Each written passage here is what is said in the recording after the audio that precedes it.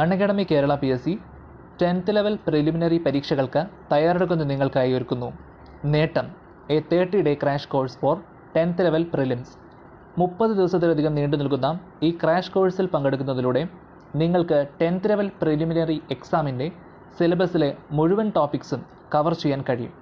നിങ്ങളെ വിജയത്തിലെത്തിക്കാൻ അൺഅക്കാഡമിയുടെ top educators നേതൃത്വം നൽകുന്ന ഈ ബാച്ച് കോഴ്സിൽ നിങ്ങളെല്ലാവരും തന്നെ എൻറോൾ ചെയ്യൂ. ഓരോ സബ്ജക്ട്സും കൈകാര്യം ചെയ്യുന്ന എഡ്യൂക്കേറ്റേഴ്സിനെ നമുക്ക് പരിചയപ്പെടാം. Natural science Shafi Thomson, physical science Jafar Sadiq, facts about Kerala Muhammad Roshan, constitution Haja Muhammad, facts about India Rahul Chandran, current affairs Satish Kumar, maths Ismail Kalady. So guys, don't waste your time. December 28 ആരംഭിക്കുന്ന ഈ ബാച്ച് കോഴ്സിൽ നിങ്ങളെല്ലാവരും തന്നെ ഇപ്പോൾ തന്നെ മറക്കാതെ എൻറോൾ ചെയ്യൂ. ഈ ഇൻഫർമേഷൻ നിങ്ങളുടെ ഫ്രണ്ട്സിന് പാസ് ചെയ്യൂ. Let's crack it. എന്റെ എല്ലാ കൂട്ടുകാർക്കും അൺഅക്കാഡമി എന്ന ഈ ഒരു ഓൺലൈൻ എഡ്യൂക്കേഷൻ പ്ലാറ്റ്ഫോമിലേക്ക് സ്വാഗതം. നമ്മൾ കഴിഞ്ഞ ലെസണിൽ ഹെഡ് ക്വാർട്ടേഴ്സ് പഠിക്കാൻ ആവശ്യമായിട്ടുള്ള ഒരു കോഡുമായിട്ടാണ് വന്നിരുന്നത്. ആ ഒരു ലെസൺ നിങ്ങൾക്ക് എല്ലാവർക്കും വളരെയധികം ഉപകാരപ്പെട്ടു എന്നറിഞ്ഞതിന്റെ ഭാഗമായിട്ട് ഹെഡ് ക്വാർട്ടേഴ്സ് എന്ന് പറയുന്ന ഭാഗത്ത് നിന്ന് വിവിധ സംഘടനകളുടെ ഹെഡ് ക്വാർട്ടേഴ്സ് ഒരുപാട് PSC ചോദിക്കാറുണ്ട്. അപ്പൊ ആ ഏരിയയിൽ നിന്നുള്ള ചോദ്യങ്ങൾ ഒന്നും തന്നെ നമുക്കിനി നഷ്ടപ്പെട്ടു പോകാൻ പാടില്ല എന്നുള്ളത് അടിസ്ഥാനത്തിൽ കുറച്ചധികം കോഡുകളുമായിട്ടാണ് ഞാൻ ഈ ഒരു ലെസൺ ചെയ്തിട്ടുള്ളത്. നിങ്ങൾക്ക് തീർച്ചയായും ഉപകാരപ്പെട്ടാൽ നിങ്ങൾ നൽകിയ സപ്പോർട്ട് തുടർന്നുകൊണ്ടിരിക്കുക. തീർച്ചയായിട്ടും ഇതുപോലുള്ള ലെസൺസ്, ഇതുപോലുള്ള കോഡുകൾ ഇനിയും ഏറെ ആഡ് ചെയ്യുന്നതായിരിക്കും. ഓക്കെ, അപ്പൊ അൺഅക്കാഡമി പ്ലസിൽ നിങ്ങൾ ഇതുപോലുള്ള കോഴ്സുകൾ, ഇതുപോലുള്ള ക്ലാസ്സുകളൊക്കെ നിങ്ങൾക്ക് ലൈവായിട്ട് ആക്സസ് ചെയ്യാനുള്ള സൗകര്യം ധാരാളമായിട്ടുണ്ട്. ആ ഒരു സൗകര്യം, ഒരുപാട് എഡ്യൂക്കേറ്റേഴ്സിന്റെ സൗകര്യം നിങ്ങൾക്ക് ഉപയോഗപ്പെടുത്താവുന്നതാണ്. നിങ്ങൾക്ക് ആസിഫ് തുളുവത്ത് എന്ന് പറയുന്ന കോഡ് ഉപയോഗിച്ച് ചെയ്യുകയാണെങ്കിൽ 10% ഡിസ്കൗണ്ടും ലഭിക്കുന്നതാണ്. നമുക്ക് നോക്കാം എന്തൊക്കെയാണ് കോഡുകൾ എന്നുള്ളത്. നമ്മൾ കഴിഞ്ഞ ക്ലാസ്സിൽ പറഞ്ഞു വേൾഡ്, അതുപോലെ തന്നെ ഇന്റർനാഷണലിൽ തുടങ്ങുകയും ഓർഗനൈസേഷനിൽ അവസാനിക്കുകയും ചെയ്യുന്ന സംഘടനകളുടെ എല്ലാം ഹെഡ് ക്വാർട്ടേഴ്സ് എന്ന് പറയുന്നത് ജനീവ, അത് സ്വിറ്റ്സർലാൻഡിലാണെന്നുള്ള കാര്യം നമ്മൾ പറഞ്ഞു. അതിൽ ചെറിയൊരു എക്സെപ്ഷൻ ആയിട്ട് നമ്മൾ പറഞ്ഞിരുന്നു IMO, ഇന്റർനാഷണൽ മാരിടൈം ഓർഗനൈസേഷൻ, അത് ലണ്ടനിലാണ് അതിന്റെ ഹെഡ് ക്വാർട്ടേഴ്സ് എന്നുള്ളത് നമ്മൾ ഓൾറെഡി സൂചിപ്പിച്ചിരുന്നു. ഇനി കുറച്ചധികം കോഡുകൾ, കുറച്ചധികം ഹെഡ് ക്വാർട്ടേഴ്സ് പഠിക്കാനുള്ള കോഡുകളാണ് നമ്മൾ ഇവിടെ ഡിസ്പ്ലേ ചെയ്തിട്ടുള്ളത്. രണ്ടാമത്തെ ഒരു റൂൾ, ഒന്നാമത്തെ റൂളാണ് നമ്മൾ കഴിഞ്ഞ ക്ലാസ്സിൽ എക്സ്പ്ലെയിൻ ചെയ്തത്. രണ്ടാമത്തെ റൂളായിട്ട് നമുക്ക് പറയാൻ സാധിക്കുക headquarters are in London. ലണ്ടനിൽ സ്ഥിതി ചെയ്യുന്ന ഹെഡ് ക്വാർട്ടേഴ്സ് പഠിക്കാനുള്ള ഒരു കോഡാണ് I am a common man in London. I am a common man in London എന്ന് പറയുന്ന കോഡ് നമ്മുടെ മനസ്സിലുണ്ടെങ്കിൽ നമുക്കറിയാം ഐ എന്ന് പറയുന്നത് നമുക്ക് എന്ത് ചെയ്യാം, ഒന്ന് നമ്മൾ പഠിച്ചതാണ്, അത് റീഫ്രഷ് ചെയ്യുന്നതിന് ആവശ്യമായിട്ടുള്ള ചെറിയൊരു കോഡാണ് ഞാൻ ഇവിടെ എഴുതിയിട്ടുള്ളത്. ഇന്റർനാഷണൽ മാരിടൈം ഓർഗനൈസേഷൻ ഓൾറെഡി നമ്മൾ പഠിച്ചതാണ്. അതിന്റെ ഹെഡ് ക്വാർട്ടേഴ്സ് എന്ന് പറയുന്നത് എവിടെയാണ്? ലണ്ടൻ ആണ്. ഓക്കെ, ആം എന്നുള്ളത് വളരെ പ്രധാനപ്പെട്ട ഒരു ഓർഗനൈസേഷൻ ആണ്. ആംനസ്റ്റി ഇന്റർനാഷണൽ ഓർഗനൈസേഷൻ എന്ന് പറയുന്നത് അതിന്റെ ഹെഡ് ക്വാർട്ടേഴ്സ് എന്ന് പറയുന്നത് എവിടെയാണ്? ലണ്ടനിലാണ്. ഓക്കെ, കോമൺ എന്നുള്ളതിൽ നിന്ന് വളരെ പ്രധാനപ്പെട്ട 2 കാര്യങ്ങൾ അവിടെ ഓർത്തിരിക്കണം. കോമൺവെൽത്ത് ഓഫ് നേഷൻസിന്റെ ഹെഡ് ക്വാർട്ടേഴ്സ് എന്ന് പറയുന്നതും ലണ്ടനിലാണ്. കോമൺവെൽത്ത് ടെലികമ്മ്യൂണിക്കേഷൻ ഓർഗനൈസേഷന്റെ ഹെഡ് ക്വാർട്ടേഴ്സും എവിടെയാണ്? ലണ്ടനിൽ തന്നെയാണ്. ഓക്കെ, അപ്പൊ ഐ എന്നുള്ളതിൽ നിന്ന് ഇന്റർനാഷണൽ മാരിടൈം ഓർഗനൈസേഷൻ എന്നും ആം എന്നുള്ളതിൽ നിന്ന് ആംനസ്റ്റി ഇന്റർനാഷണൽ എന്നും കോമൺ എന്നുള്ളതിൽ നിന്ന് 2 കാര്യങ്ങൾ, കോമൺവെൽത്ത് ഓഫ് നേഷൻസും കോമൺവെൽത്ത് ടെലികമ്മ്യൂണിക്കേഷൻ ഓർഗനൈസേഷൻ എന്നും ഓർത്തിരുന്നാൽ, I am a common man in London എന്ന് ഓർത്തിരുന്നാൽ, ഇതിന്റെയൊക്കെ ഐ ആം എ കോമൺ എന്നുള്ളതിൽ ആവശ്യമായ സംഘടനകളും അത് നിലനിൽക്കുന്നത് ലണ്ടനിലാണ് എന്നുള്ള കാര്യവും നമ്മുടെ മനസ്സിലേക്ക് എടുക്കാവുന്നതാണ്. VEO LDC പോലുള്ള എക്സാമുകൾക്കാണ് ഇത്തരത്തിലുള്ള ചോദ്യങ്ങൾ കൂടുതലായിട്ടും ചോദിക്കാറുള്ളത്. ഡിഗ്രി ലെവൽ സിലബസ് ബേസ് ചെയ്ത് മാത്രം പഠിക്കുക. VEO പോലത്തെ എക്സാമുകൾക്ക് ഇത്തരത്തിലുള്ള ഹെഡ് ക്വാർട്ടേഴ്സ് വളരെ സാധാരണമായിട്ടുള്ള ഒരു ചോദ്യമാണുള്ളത്. ഓക്കെ, ഇനി ഡിഗ്രി ലെവൽ എക്സാമിന് ചോദിക്കില്ല എന്നല്ല, കൂടുതൽ ഇമ്പോർട്ടൻസ് VEO LDC പോലത്തെ എക്സാമുകൾക്കാണെന്നുള്ളത് ഞാൻ കൂട്ടിച്ചേർക്കുകയാണ്. അപ്പൊ ലണ്ടനിൽ സ്ഥിതി ചെയ്യുന്ന headquarters I am a common man in London എന്ന് പറയുന്ന കോഡ് ഉപയോഗിച്ച് നമുക്ക് പഠിക്കാവുന്നതാണ്. അടുത്തത്, if any organisation is related to international money or monetary organisation. Amount പൈസയുമായി ബന്ധപ്പെട്ട, രൂപയുമായി ബന്ധപ്പെട്ട അല്ലെങ്കിൽ മണിയുമായി ബന്ധപ്പെട്ട ഓർഗനൈസേഷൻസ് ആണെങ്കിൽ അതിന്റെ ഹെഡ് ക്വാർട്ടേഴ്സ് എന്ന് പറയുന്നത് വാഷിംഗ്ടൺ DC ആയിരിക്കും. അത്തരത്തിലുള്ള കോഡ് മാത്രം പഠിച്ചാൽ മതി. ഓക്കെ, മോണിറ്ററി ഓർഗനൈസേഷൻ അല്ലെങ്കിൽ മണി, ഇന്റർനാഷണൽ മണി എന്ന് പറയുന്ന രീതിയിലുള്ള ഓർഗനൈസേഷൻസ് ഏതുണ്ടെങ്കിലും അതിന്റെ ഹെഡ് ക്വാർട്ടേഴ്സ് എവിടെയാണ് വരുന്നത്? വാഷിംഗ്ടൺ DC-യിലാണ് അതിന്റെ ഹെഡ് ക്വാർട്ടേഴ്സ് വരുന്നത് എന്നുള്ളത് ഒന്ന് ഓർത്തിരുന്നാൽ ഇത്തരത്തിലുള്ള ചോദ്യങ്ങൾ വളരെ എളുപ്പത്തിൽ തന്നെ നമുക്ക് ആൻസർ ചെയ്യാൻ വേണ്ടി സാധിക്കും. ഇന്റർനാഷണൽ മോണിറ്ററി ഫണ്ട് ആണെങ്കിലും അതിന്റെ മോണിറ്ററി ഫണ്ടിന്റെ ഹെഡ് ക്വാർട്ടേഴ്സ് ആണെങ്കിലും വേൾഡ് ബാങ്കിന്റെ ഹെഡ് ക്വാർട്ടേഴ്സ് ആണെങ്കിലും എല്ലാം മോണിറ്ററി ടേംസിൽ വരുന്നതിന്റെ ഹെഡ് ക്വാർട്ടേഴ്സ് എവിടെയാണ് വരുന്നത്? വാഷിംഗ്ടൺ DC-യിലാണ്. പ്രധാനമായിട്ടും ചോദിക്കാറുള്ളതാണ്, ഞാനിവിടെ ഉൾപ്പെടുത്തിയിട്ടുള്ളത്. അതെവിടെയാണ്? വാഷിംഗ്ടൺ DC-യിലാണ്. ഓക്കെ, അപ്പൊ മോണിറ്ററി ടേംസിന്റെ ഹെഡ് ക്വാർട്ടേഴ്സ് എന്ന് പറയുന്നത് വാഷിംഗ്ടൺ DC ആണ്.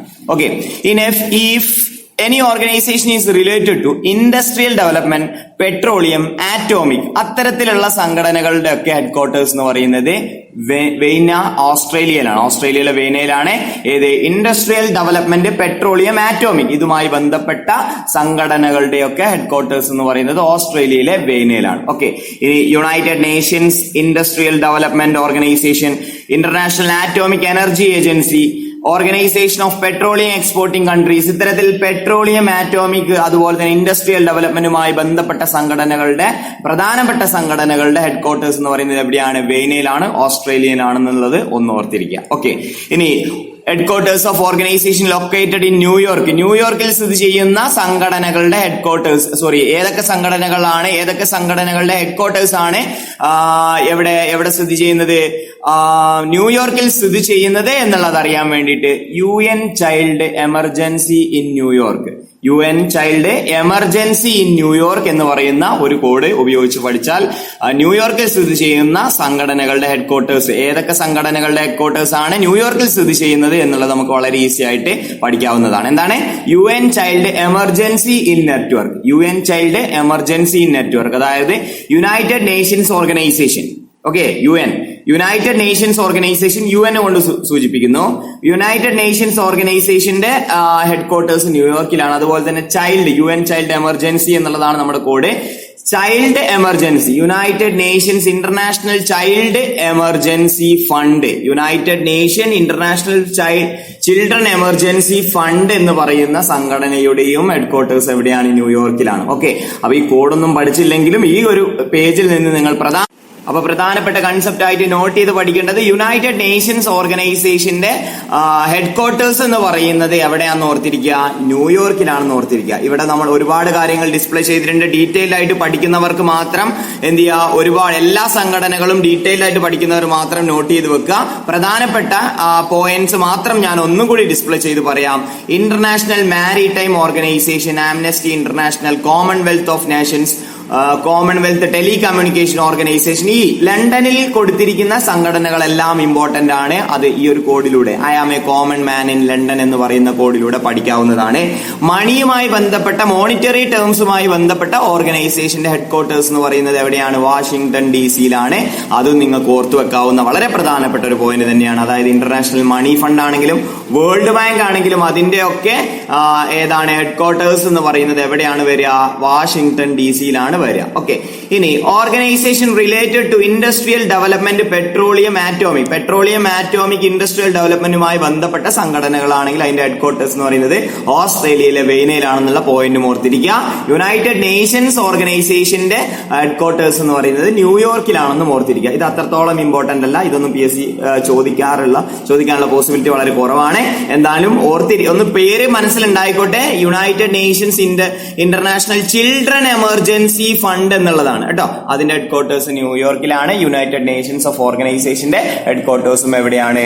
യുണൈറ്റഡ് നേഷൻസ് ഓർഗനൈസേഷന്റെ ഹെഡ് ക്വാർട്ടേഴ്സും ന്യൂയോർക്കിലാണ്. ഓക്കെ, അപ്പൊ ഈ 5 റൂളുകളും പ്രധാനപ്പെട്ട സംഘടനകളെല്ലാം ഇവിടെ ഉൾക്കൊള്ളിച്ചിട്ടുണ്ട്.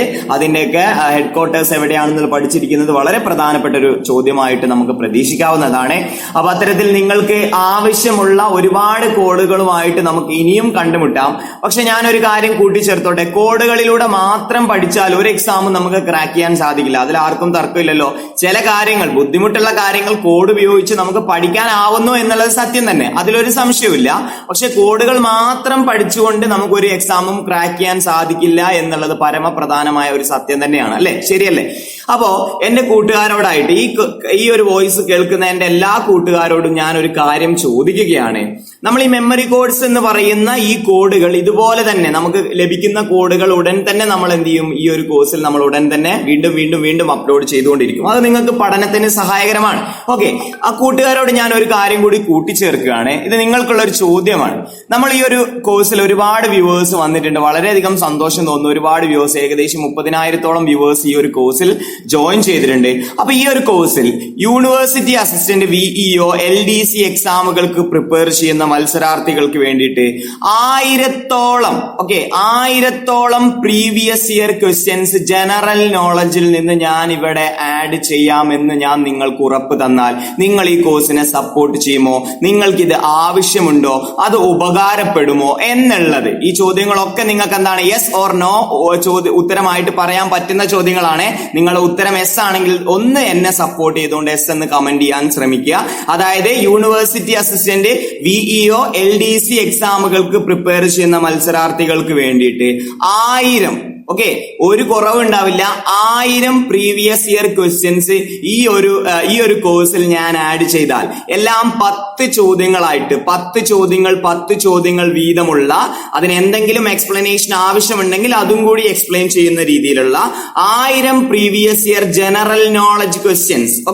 ജനറൽ നോളജ് എന്ന് പറയുമ്പോൾ ഞാൻ പ്രധാനമായിട്ടും ഉൾപ്പെടുത്താൻ ശ്രമിക്കുന്നത് ഫാക്ട് അബൌട്ട് കേരളയുമായി ബന്ധപ്പെട്ട പ്രീവിയസ് ഇയർ ക്വസ്റ്റ്യൻസും ഫാക്ട് അബൌട്ട് ഇന്ത്യയുമായി ബന്ധപ്പെട്ട പ്രീവിയസ് ഇയർ ക്വസ്റ്റ്യൻസും കോൺസ്റ്റിറ്റ്യൂഷൻ കമ്മീഷൻസുമായി ബന്ധപ്പെട്ട പ്രീവിയസ് ഇയർ ക്വസ്റ്റ്യൻസും അതുപോലെ തന്നെ GK ജനറൽ നോളജ് എന്ന് പറയുന്ന കാറ്റഗറിയിൽ അല്ലെങ്കിലും നമുക്ക് ഡിസ്കസ് ചെയ്യാൻ പറ്റുന്ന 2 പ്രീവിയസ് ഇയർ ക്വസ്റ്റ്യൻസിന്റെ സെഷനാണ് ഏത്? ഒന്ന് സയൻസും IT ആൻഡ് സൈബർ ലോ എന്ന് പറയുന്നത്. അപ്പോ ഇതുപോലെ പഠിക്കേണ്ടതായിട്ടുള്ള maths and mental ability, English, Malayalam, current affairs അല്ലാത്ത ബാക്കിയുള്ള പോർഷൻസിൽ നിന്നുള്ള ബാക്കിയുള്ള സബ്ജക്റ്റിൽ നിന്നുള്ള ചോദ്യങ്ങൾ, previous year questions 1000 previous year questions ഞാൻ ഇവിടെ അപ്ലോഡ് ചെയ്യുകയാണെങ്കിൽ അത് നിങ്ങൾക്ക് ഉപകാരപ്പെടുമോ? നിങ്ങൾ ഈ കോഴ്സിനെ സപ്പോർട്ട് ചെയ്യുമോ? നിങ്ങൾക്ക് അത് പ്രയോജനപ്പെടുന്നെങ്കിൽ, സപ്പോർട്ട് ചെയ്യുന്നെങ്കിൽ നിങ്ങൾ തീർച്ചയായിട്ടും കമന്റ് ബോക്സിൽ എസ് എന്നോ യെസ് വേണമെന്നോ കമന്റ് ചെയ്യുകയാണെങ്കിൽ 1000 ചോദ്യങ്ങൾ, ഒരു കുറവുണ്ടാവില്ല. എല്ലാ എക്സാമുകൾക്കും നമ്മുടെ സമയത്തിനനുസരിച്ച് കൂടുതൽ ചോദ്യങ്ങൾ ഈ ഒരു ലെസണിൽ ഞാൻ ആഡ് ചെയ്യുന്നതായിരിക്കും. അപ്പൊ നിങ്ങളുടെ അഭിപ്രായം തീർച്ചയായിട്ടും എന്നെ അറിയിക്കുക. നിങ്ങളുടെ അഭിപ്രായങ്ങൾ അറിയുന്നതിനനുസരിച്ചാണ് ഈ ക്ലാസ്സിൽ, ഈ ഒരു കോഴ്സിലാണെങ്കിലും എന്റെ എല്ലാ കോഴ്സിലാണെങ്കിലും ഓരോരോ കാര്യങ്ങൾ ആഡ് ചെയ്യുന്നതും. അതിനനുസരിച്ചാണ് നമ്മൾ ഓരോരോ മുന്നോട്ടുള്ള പോക്കെല്ലാം നിങ്ങളുടെ സപ്പോർട്ടിനനുസരിച്ചാണ്, നിങ്ങളുടെ കമന്റുകൾക്കനുസരിച്ചാണ്, നിങ്ങളുടെ മെസ്സേജുകൾക്കനുസരിച്ചാണ്. അപ്പൊ തീർച്ചയായിട്ടും നിങ്ങൾക്കത് ഉപയോഗപ്പെടുമെങ്കിൽ കമന്റ് ബോക്സിൽ കമന്റ് ചെയ്യുക. അപ്പോൾ അടുത്ത ലെസണിൽ അത് പ്രീവിയസ് ഇയർ ക്വസ്റ്റ്യൻസുമായിട്ടാണോ അതോ മെമ്മറി കോഡ് ആയിട്ടാണോ എന്നുള്ളത് നമുക്ക് തീരുമാനിക്കാം. നിങ്ങളുടെ അഭിപ്രായം തീർച്ചയായും നിങ്ങൾ രേഖപ്പെടുത്തുക. തീർച്ചയായും അടുത്ത ലെസണിൽ കാണാം. അതുവരേക്കും എല്ലാ കൂട്ടുകാർക്കും നന്ദി, നമസ്കാരം, താങ്ക്